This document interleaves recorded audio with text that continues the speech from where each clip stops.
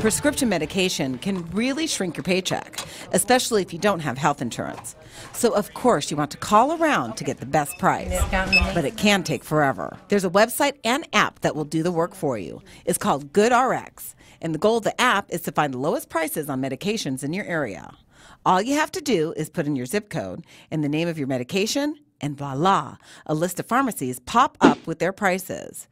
GoodRx even provides coupons to help get the price even lower.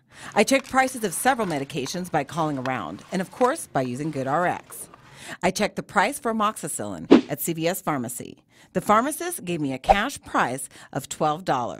GoodRx has a coupon that brings that price down to $9.41. But that's not the best price. GoodRx shows Walmart sells the same medication for $4, and you do not need a coupon. Over and over again, GoodRx showed discount prices for several medications. So definitely a great way to save time and money. I'll have more comparisons of where you can pick up your prescriptions for the best price in this town. Just head to our website at abc15.com/smartshopper. I'm Daphne Monroe, your smart shopper.